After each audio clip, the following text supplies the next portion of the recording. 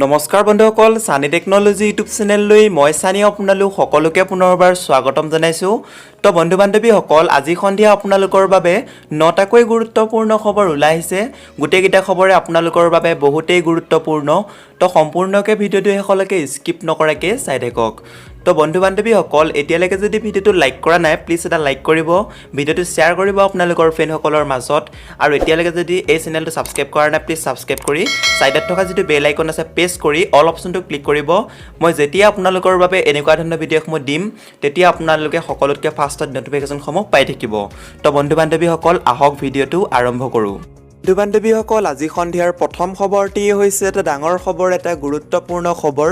মহানগৰীত লকডাউনৰ নিৰ্দেশনা উলংঘাৰে বজাৰ। মাৰাত্মক কৰোনা ভাইৰাছৰ দ্ৰুত সংক্ৰমণ স্বত্তেও সাধাৰণ নাগৰিকৰ অসাৱধানতাৰ পৰিপ্ৰেক্ষিতত ৰাজ্যজুৰি পুনৰ লকডাউন ঘোষণা কৰা হ'ব বুলি মুখ্য সচিব কুমাৰ সঞ্জয় কৃষ্ণই সকিয়নি দিয়াৰ পিছতো গা লৰা নাই মহানগৰবাসীৰ। ৰাজধানী চহৰ গুৱাহাটীত চলিছে লকডাউন ভংগৰ অঘোষিত প্ৰতিযোগিতা।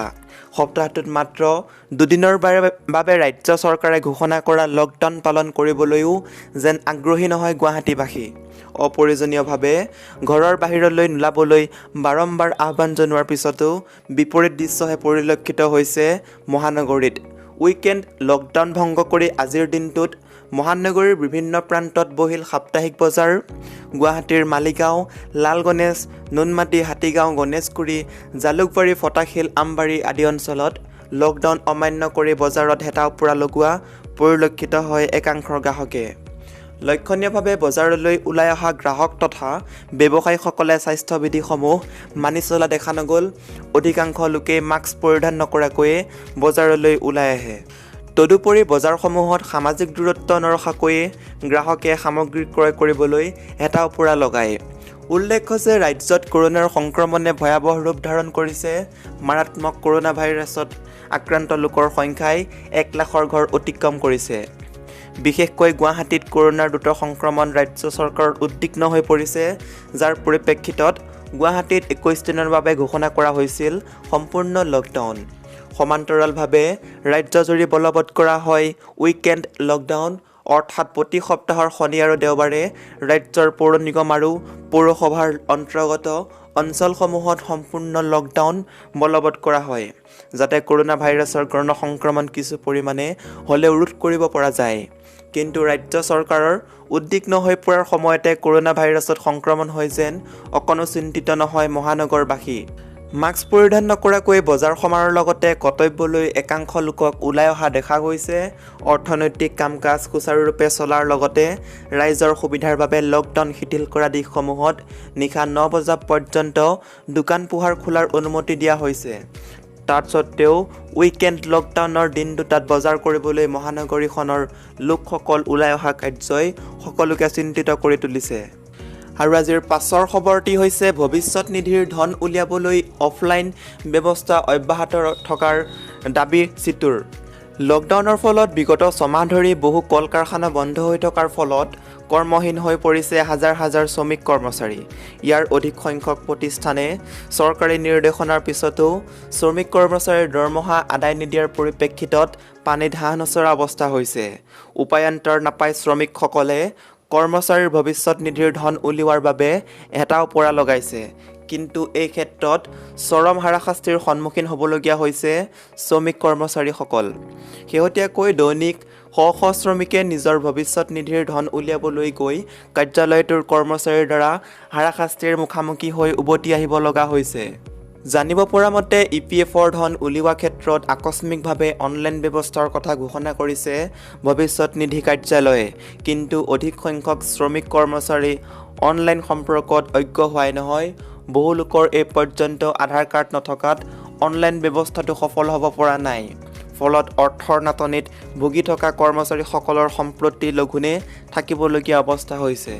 শ্ৰমিক কৰ্মচাৰীৰ এনে দুৰৱস্থাৰ কথা জানিব পাৰি EPFৰ ধন উলিওৱাৰ ক্ষেত্ৰত অনলাইনৰ সমান্তৰালকৈ অফলাইন ব্যৱস্থা অব্যাহত ৰাখিবলৈ দাবী জনাইছে। Centre of India trade union চমুকৈ চিটুৰ কামৰূপ মহানগৰ জিলা সমিতিয়ে এই সম্পৰ্কত ভঙাগড়স্থিত EPF আয়ুক্তক এখন স্মাৰক পত্ৰ প্ৰদান কৰিছে। সভাপতি সম্পাদক ক্ৰমে বীৰেন শৰ্মা আৰু আলী আকবৰে স্বাক্ষৰ কৰা স্মাৰক পত্ৰখনত হাজাৰ হাজাৰ কৰ্মহীন কৰ্মচাৰীৰ পৰিয়ালৰ ভৰণ পোষণত হোৱা অসুবিধাৰ প্ৰতি লক্ষ্য কৰি EPFৰ ধন উলিওৱাৰ ক্ষেত্ৰত তৰল ব্যৱস্থা প্ৰৱৰ্তন কৰিবলৈ দাবী জনাইছে। আনহাতে এই দাবী উত্থাপন কৰি এখন এছবেষ্টছ ৱৰ্কাৰ্ছ ইউনিয়নো ভৱিষ্যত নিধি আয়ুক্তলৈ পৃথকে আন এখন স্মাৰক পত্ৰ প্ৰদান কৰিছে। আৰু আজিৰ পাছৰ খবৰটি হৈছে এটা ডাঙৰ খবৰ। আনলক 4 30 ছেপ্টেম্বৰলৈ বন্ধ থাকিব স্কুল কলেজ শৈক্ষিক প্ৰতিষ্ঠান। 21 ছেপ্টেম্বৰৰ পৰা সৰ্বাধিক 100 ব্যক্তিৰ উপস্থিতিত সামাজিক কাৰ্যসূচীৰ অনুমতি। মহামাৰী ক'ভিড-19ৰ সংক্ৰমণ অব্যাহত থকাৰ মাজতে আনলক 4.0 ঘোষণা কৰিলে কেন্দ্ৰই। 1 ছেপ্টেম্বৰৰ পৰা 30 ছেপ্টেম্বৰলৈকে আনলক 4.0ৰ নিৰ্দেশনা জাৰি কৰিলে কেন্দ্ৰীয় গৃহ মন্ত্ৰালয়। কণ্টেইনমেণ্ট জোনত লকডাউন কঠোৰভাৱে বলবৎ থকাৰ বিপৰীতে কণ্টেইনমেণ্ট জোনৰ বাহিৰত আনলক 4.0ত পুনৰ মুকলি হ'বলগীয়া কাৰ্যকলাপৰ নিৰ্দেশনা জাৰি কৰে। কালি জাৰি কৰা নিৰ্দেশনা অনুসৰি অহা 7 ছেপ্টেম্বৰৰ পৰা মেট্ৰ' ৰেলসমূহ চলাচল অনুমতি দিয়া হৈছে। তেনেদৰে অহা 21 ছেপ্টেম্বৰৰ পৰা সামাজিক শৈক্ষিক ক্ৰীড়া বিনোদন সাংস্কৃতিক ধৰ্মীয় ৰাজনৈতিক আৰু অন্যান্য সামাজিক কাৰ্যসূচী আয়োজন কৰিব পাৰিব। অৱশ্যে এই কাৰ্যসূচীসমূহত কেৱল 100 জন লোক সমাগত হ'ব পাৰিব। কাৰ্যসূচীত ক'ভিড-19 নিৰ্দেশনা সম্পূৰ্ণৰূপে মানি চলিব লাগিব। সামাজিক দূৰত্ব, মাস্ক পৰিধান, হেণ্ড ৱাছ অথবা ছেনিটাইজাৰ বাধ্যতামূলক বুলি নিৰ্দেশনাত জাৰি কৰা হৈছে। আনপিনে অহা 30 ছেপ্টেম্বৰলৈকে স্কুল কলেজ শৈক্ষিক আৰু কোচিং প্ৰতিষ্ঠানসমূহ সম্পূৰ্ণৰূপে বন্ধ থাকিব। অৱশ্যে অনলাইন দূৰ শিক্ষণ অব্যাহত ৰাখিব পাৰিব। আনপিনে কণ্টেইনমেণ্ট জোনৰ বাহিৰেও 21 ছেপ্টেম্বৰৰ পৰা কেন্দ্ৰীয় স্বাস্থ্য আৰু কল্যাণ মন্ত্ৰালয়ৰ দ্বাৰা জাৰি কৰা SP অনুসৰি স্কুল আৰু শৈক্ষিক প্ৰতিষ্ঠানত কিছু ৰেহাই দিব। কেন্দ্ৰীয় স্বাস্থ্য মন্ত্ৰালয়ে জাৰি কৰা SP অনুসৰি ৰাজ্য আৰু কেন্দ্ৰীয় শাসিত অঞ্চলসমূহে শিক্ষক আৰু কৰ্মচাৰী 50% বিদ্যালয়ত উপস্থিত থকাৰ অনুমতি দিব পাৰে। তেনেদৰে নৱম শ্ৰেণীৰ পৰা দ্বাদশ শ্ৰেণীলৈকে শিক্ষাৰ্থীক বিদ্যালয়লৈ অহাৰ অনুমতি দিয়া হ'ব। অৱশ্যে এই ক্ষেত্ৰত শিক্ষকৰ নিৰ্দেশনা আৰু অভিভাৱক পিতৃ-মাতৃৰ লিখিত অনুমতি পত্ৰ থাকিব লাগিব। দক্ষতা অথবা উদ্যমিতা প্ৰশিক্ষণৰ অনুমতি দিয়া হ'ব। উচ্চ শিক্ষাৰ প্ৰতিষ্ঠানত বিশেষকৈ গৱেষণাৰ ছাত্ৰ, PhD আৰু স্নাতকোত্তৰ শিক্ষাৰ্থীক গৱেষণাগাৰলৈ অহাৰ অনুমতি দিয়া হ'ব।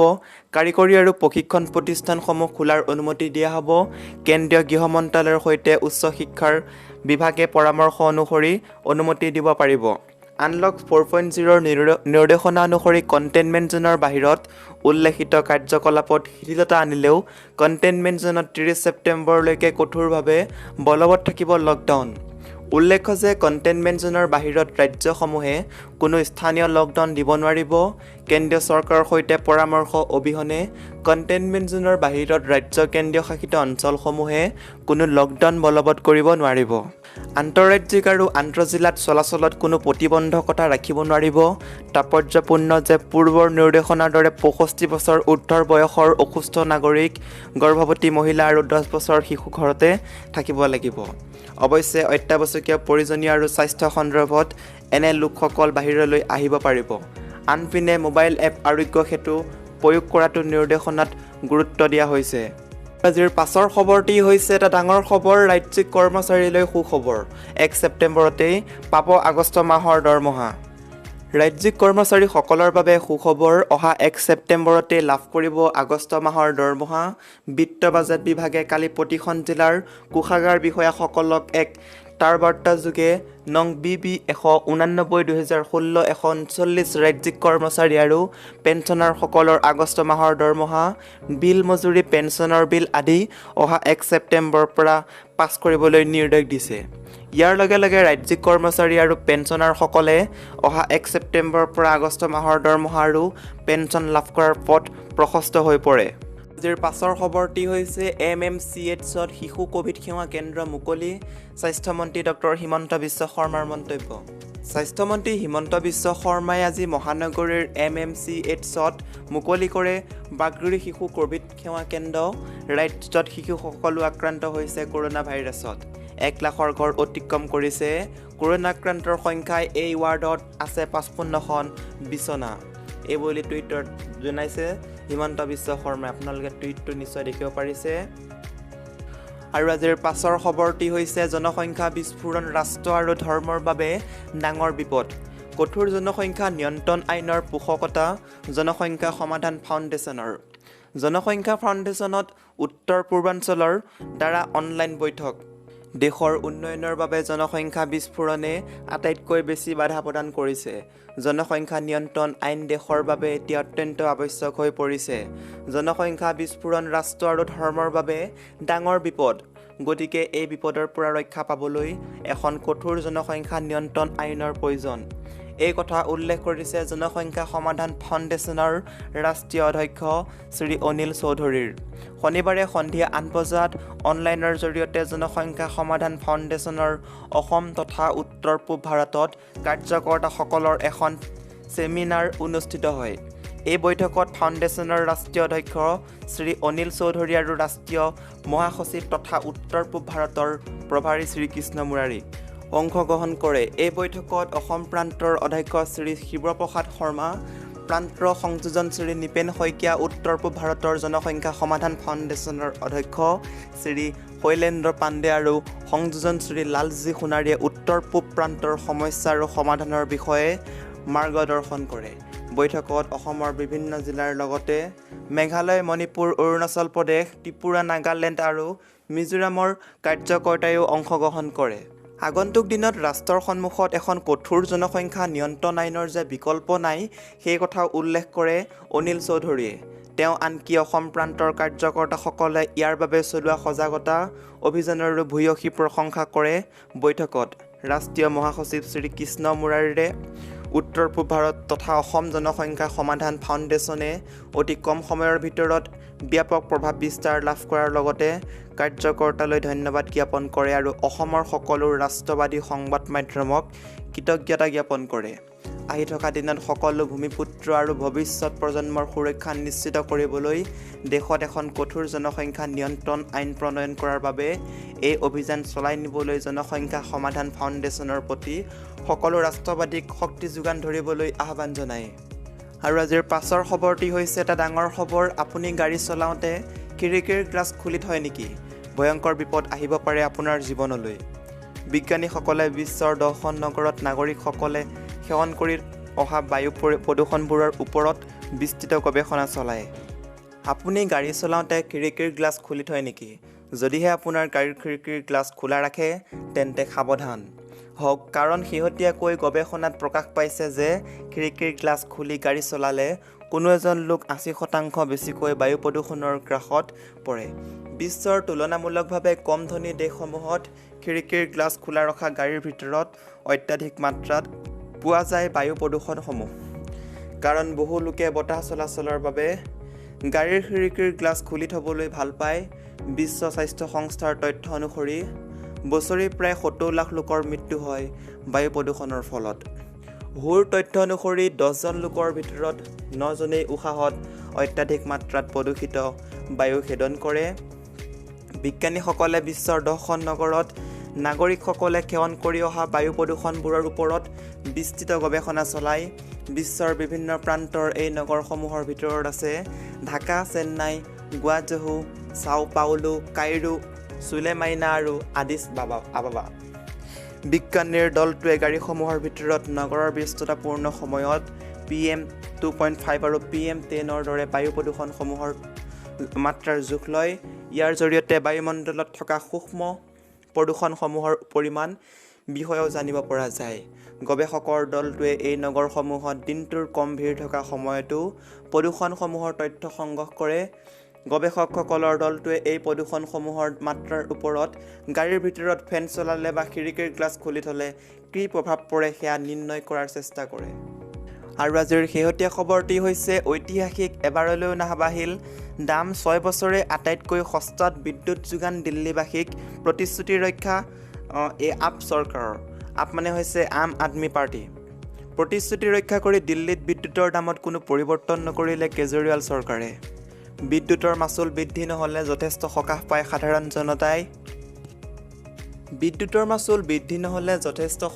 সাধাৰণ জনতাই। আৰ্থিক সমস্যাই দেখা দিলে বিদ্যুৎৰ মাচুল বৃদ্ধি কৰে ৰাজ্য চৰকাৰসমূহে। কিন্তু এই ক্ষেত্ৰত ব্যতিক্ৰম দিল্লীৰ চৰকাৰ যি সময়ত দেশৰ প্ৰায় সংখ্যক ৰাজ্যতে বিদ্যুতৰ মাচুল বৃদ্ধি কৰা হৈছে সেই সময়তে কিন্তু আকৌ এবাৰ দিল্লীবাসীক সকাহ দিলে অৰবিন্দ কেজৰিৱাল চৰকাৰে ক্ষমতালৈ আহিয়েই আপ চৰকাৰে প্ৰতিশ্ৰুতি দিছিল যে কোনো কাৰণতে বিদ্যুতৰ মাচুল বৃদ্ধি নকৰে তেওঁলোকৰ চৰকাৰে আৰু এতিয়া আন ৰাজ্যত দাম বৃদ্ধি হ'লেও একেবাৰে ন্যূনতম দামত বিদ্যুৎ যোগান ধৰিছে আপ চৰকাৰে ক্ষমতাত অধিষ্ঠিত হোৱাৰ দিন ধৰি প্ৰতিশ্ৰুতি মতে যোৱা 6 বছৰে বিদ্যুতৰ দামত কোনো পৰিৱৰ্তন নকৰিলে কেজৰিৱাল চৰকাৰে 28 আগষ্টত দিল্লী ইলেক্ট্ৰিচিটি ৰেগুলেটৰী বোৰ্ডে ঘোষণা কৰে কৰোনা মহামাৰীৰ পিছতো 2020-21 বিত্তীয় বৰ্ষত বিদ্যুতৰ দামত কোনো পৰিৱৰ্তন নকৰে কেজৰিৱাল চৰকাৰে বিগত কেইবা বছৰে ধৰি দেশৰ ভিতৰতে কম মূল্যত বিদ্যুৎ সেৱা লাভ কৰিছে দিল্লীবাসীয়ে বিদ্যুতৰ দাম বৃদ্ধি নকৰাৰ ঘোষণা কৰাৰ পিছতে মুখ্যমন্ত্ৰী অৰবিন্দ কেজৰিৱালে